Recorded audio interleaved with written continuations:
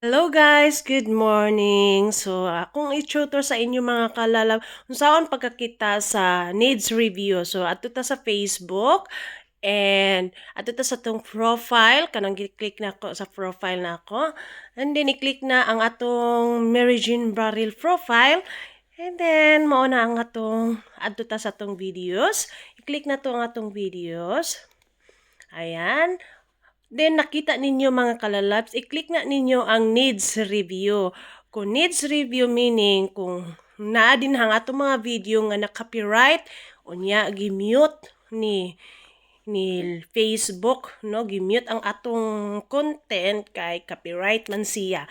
So tan-aw na to din ha sa needs review kung naa ba tay video nga reels or normal vlog nga na copyright. So tan-awa ang ako na nakoy 111 views pero gimute ni Lolo M ang akong vlog nga reels. So unsay buhaton? Abi na ko ma-fix na siya o mailisan o music.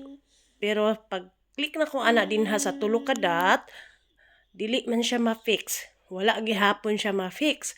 So ang gibuhat nako is gi-delete nako na lang ang video para anyway, na-mistake ko mga kalalap nganong gi-delete ako ang video.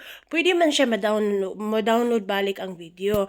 Tapos i-upload nato, no? I-upload og balik. For example, kung ato ni siya i-upload og balik ang video, pwede na to siya i-upload pero i-download sa nato unta.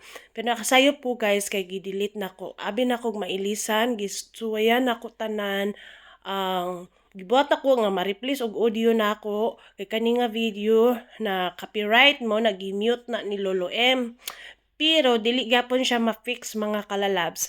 So ang gibuhat nako ani kay gi-delete nako ang video. I was doing a mistake. So mo na siya mga kalalab, gitry nako og ilis og audio either a music. Kana nga music nga nakabutang no copyright meaning wala jud na siya copyright nga music.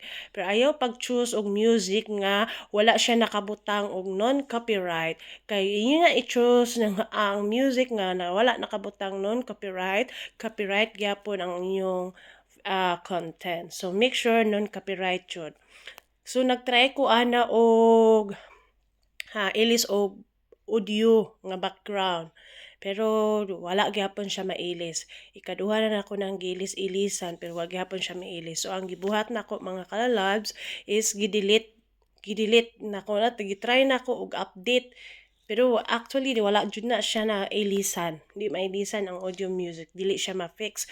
So ang gibuhat nako mga kalalabs, gidelete nako ang video and then para safety sa atong Facebook account na dili ta ma-demone, dili ta mawala ang atong FB account. So gibuhat ako delete akong video. Supposed to be possible siya i-download ang video tapos pag na-download na ang video, pwede na siya i-delete din sa Facebook. Tapos i-upload na siya pabalik pero make sure nga atuan na dyan ng na audio music. Ato ang na voice message.